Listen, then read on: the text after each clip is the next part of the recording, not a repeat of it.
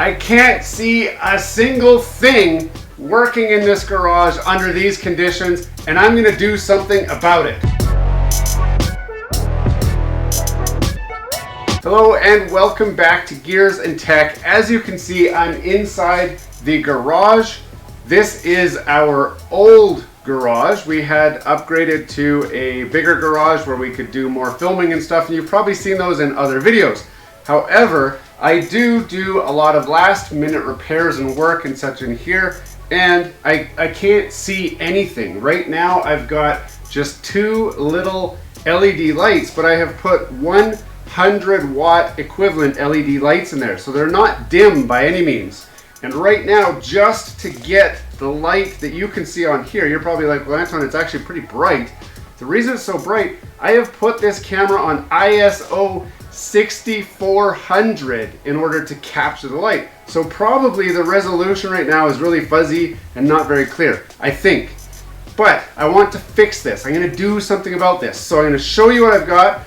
We're gonna stick them in, and then we're going to do some light readings. I'm gonna do I have an app for my phone that'll read light output. We're gonna see how much brighter the light gets, and I'm gonna see if I can put my camera back to a regular ISO setting. If you don't know about cameras, that's fine. ISO just adjusts so that if you have less light, you can still have the picture bright enough. That's all you need to know about ISO. So the first thing I have to do is I'm gonna go around the shop and just figure out what kind of light readings I have from this. So I'm gonna set the camera up in a high position so you can see as I go around and just take some light readings. Let's see what we're starting with. Before we get too far into this video, don't forget to subscribe to the channel down below. If you've seen some of our content already and have not subscribed, we want you to join our community. Smash that like button, hit subscribe, and let's get back to the video.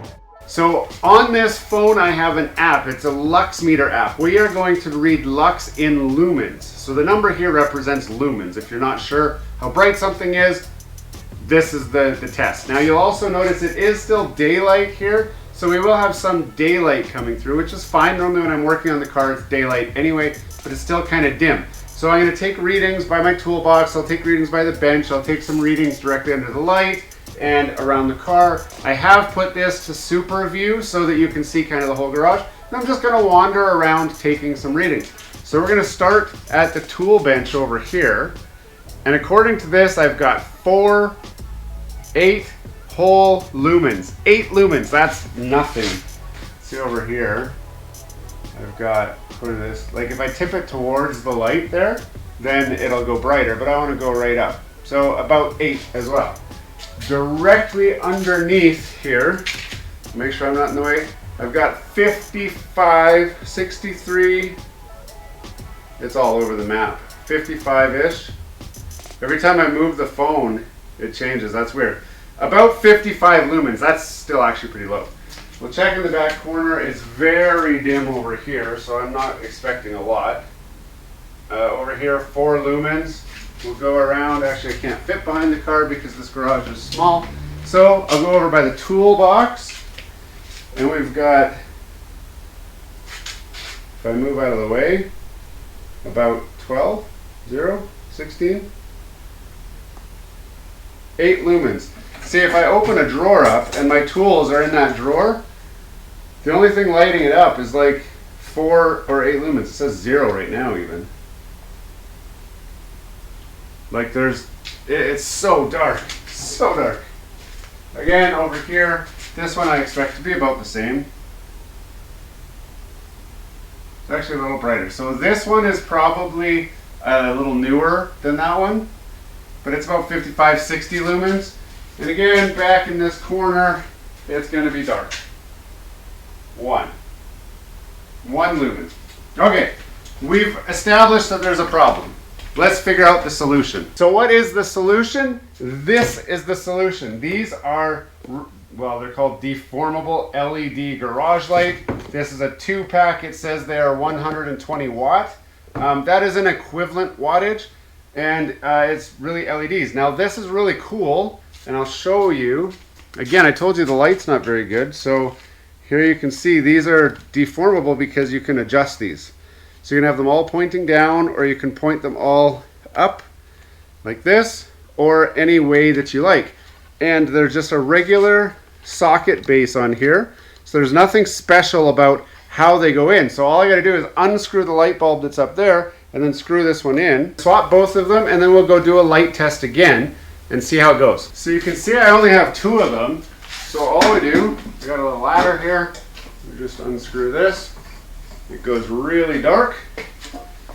Put that right there. And we can grab this guy. And we try to not blind ourselves when we stick this in. Hopefully that's how bright it is. Whoa. Ooh, that's really bright. Okay. Now,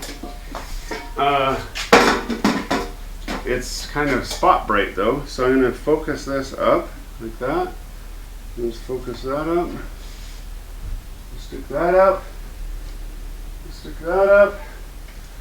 Now I don't care if the roof is lit up, but I do want the garage to be lit up. There, let's try that. So we'll pull out the other one and then swap it as well.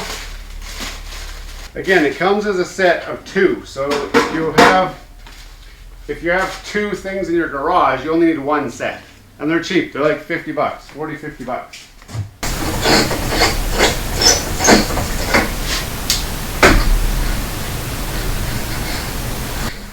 Whoa, it's definitely bright. And I do want to light this area up so I can see. And I'll try and throw some light over there.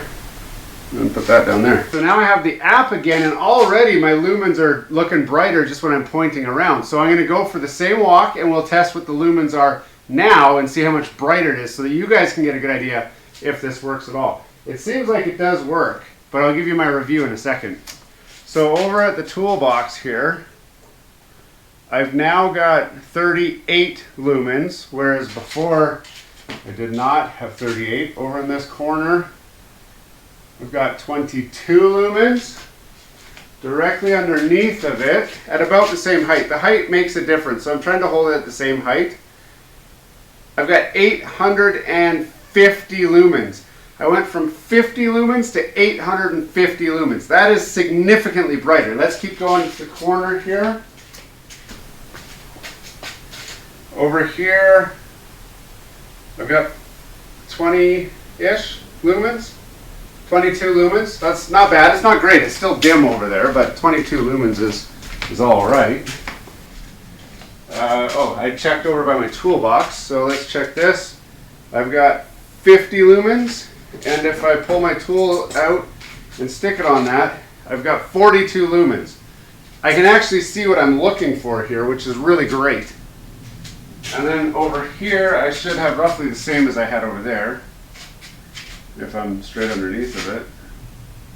Interesting. So straight down I don't have as many. I got about 800. I must have them pointing down more, because these I lifted up more. So let's check the corner, just for fun. This was really dim over here. And I got 20-ish lumens in the corner. So overall, what do I think of these lights? First of all, ease of installation. They are dead easy. If you've replaced a light bulb before, you can replace these, no problem. I did use a step stool. If you don't have a step stool, step on the hood of your car, lift your small child up in the air. I've got stacks of stuff everywhere here. It's a garage, so I could just stand on just about anything. So, I mean, you can find a way to get up there. A chair might work as well. So, installation, 10 out of 10. Dead simple. Price. There's different price ones. That's why I'm going to link these in. So there are ones that are cheaper than these. I did not buy those because I was looking at the lumen output and they just weren't as bright. So this was the brightest lights that I could get at the cheapest cost that I wanted to pay. So there are brighter ones and they are more expensive. They go in over $100. So if this seems bright enough to you, these ones are $40 or $50 depending on which country you're in. Let's talk about the type of light. So they are a white light. They're about 6,000 K. I don't know if they even say on here. 6,500 K is what they claim, and that's about right. They're a very white light.